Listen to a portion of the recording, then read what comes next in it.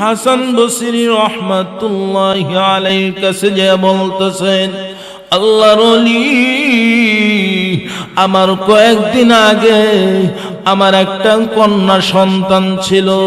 এই কন্যা সন্তানটা কয়েকদিন আগে মৃত্যুবরণ করেছেন। আর এই কন্যা কবরের ভিতরে কি অবস্থায় আছে, আমি কেমন করে আল্লাহর ওলি আমার কন্যা সন্তানের কবর অবস্থা কিভাবে আমি জানতে পারবো? আল্লাহর ওলি হাসান বসরি রহমাতুল্লাহি আলাইহি বলে, মহিলা কবর অবস্থা পৃথিবী কেউ জানতে পারবে না। এক মহিলার একটা কন্যা সন্তান ছিল, তার কোন আর সন্তানাদি ছিল না। এই মহিলার কন্যা সন্তানটা যুবক বয়সে মৃত্যুবরণ করেছে। যুবক বয়সে মৃত্যুবরণ করার পরে এখন তার তো আর কোনো সন্তানাদি নাই। একটা কন্যা সন্তানের জন্য খালি ওই মহিলা, ওই কন্যার মা খালি ইমাম সাহেব হুজুরের কাছে যা, হুজুর আমার কন্যা 10-15 দিন আগে মৃত্যুবরণ করেছেন, এই কন্যার কবরের অবস্থা কিভাবে আমি জানতে পারবো? ইমাম সাহেব হুজুরা বলে, পৃথিবী কোন মানুষ কবরের অবস্থা জানতে পারবে না দুনিয়াতে থাকা অবস্থায়। ও মহিলা, আপনি আমাদেরকে আপনি পাগল বানাবেন, আপনি নিজেও পাগল হয়েছেন, আপনি আমাদেরকে পাগল বানাবেন। আর ওই মহিলা আরেক ইমাম সাহেবের কাছে যায় বলে, হুজুর আমার একটা কন্যা সন্তান দুনিয়ার ভিতরে ছিল। এই কন্যা সন্তানটা কয়েকদিন আগে মৃত্যুবরণ করেছেন। আমার এই কন্যার কবরের অবস্থা আমি কিভাবে জানতে পারবো? আমি কন্যাকে না দেখলে থাকতে পারি না। আর ইমাম সাহেব বলে, এই মহিলা তুমি তো পাগল হয়েছো, আমাকেও তুমি পাগল বানাবা। পৃথিবীর মানুষ কেউ বলতে পারবে না, কবর অবস্থা পৃথিবী কেউ জানতে পারবে না। এই মহিলা তোমাকে একটা পরামর্শ দেই, এই জামানায় আল্লাহর ওলি হাসান বসরি রহমাতুল্লাহি আলাইহি ওনার দরবারে তুমি চলে যাও। আল্লাহর ওলি তোমাকে একটা পরামর্শ দিবে, আমল শিক্ষা দিয়ে দিবে। যাও আল্লাহর ওলি হাসান বসরি রহমাতুল্লাহি আলাইহির কাছে তুমি চলে যাও। আর ওই মহিলা আল্লাহর ওলি হাসান বসরি রহমাতুল্লাহি আলাইহির কাছে যে বলতেছেন, আল্লাহর ওলি আমার কয়েকদিন আগে আমার একটা কন্যা সন্তান ছিল। এই কন্যা সন্তানটা কয়েকদিন আগে মৃত্যুবরণ করেছেন।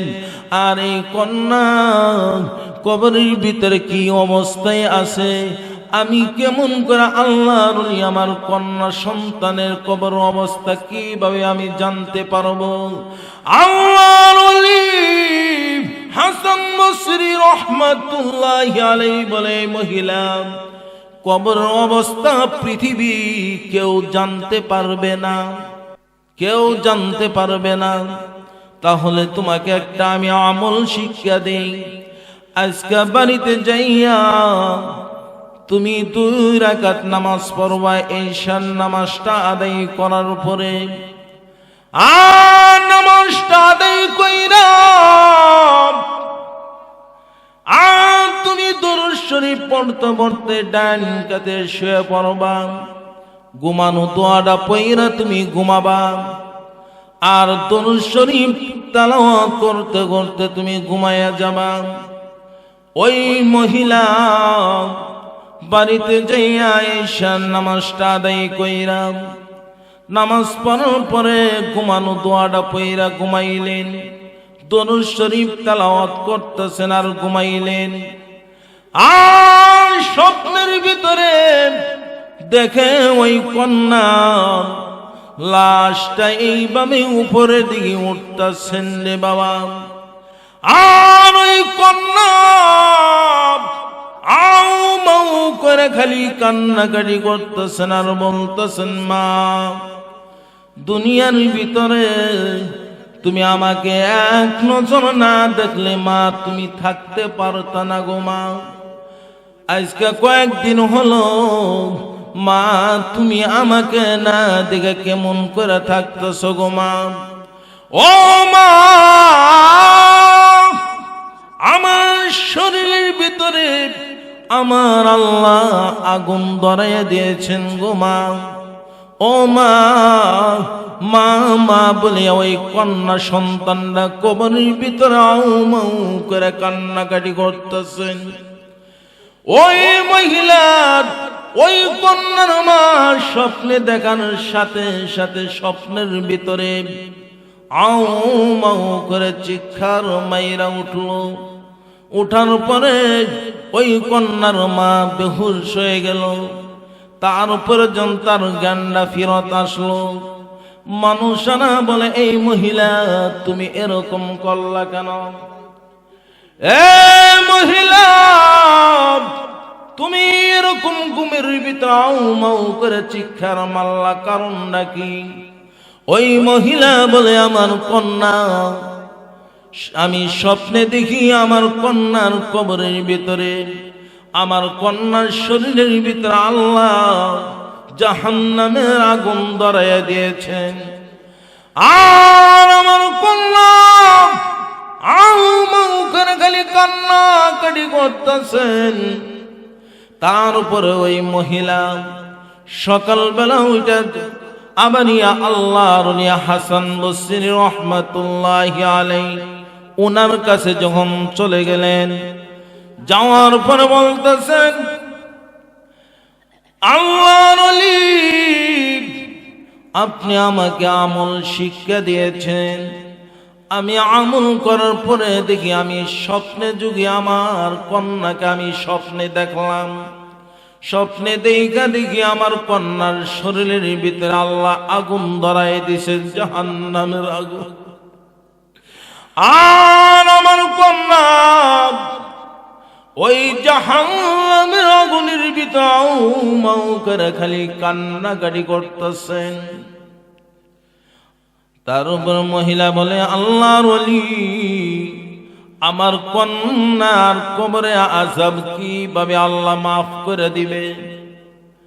আল্লাহর ওলি হাসান বসরি রাহমাতুল্লাহি আলাইহি বলে, এই মহিলা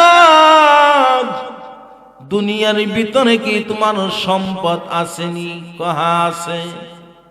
আজকে বাড়িতে যাইয়া তোমার সম্পদ আল্লাহর রাস্তায় ব্যয় কইরা দিবা।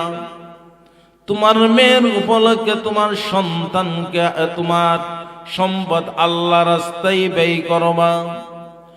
ওই মহিলা বাড়িতে যাওয়ার পরে তার সম্পদ আল্লাহর রাস্তায় দান করে দিলেন।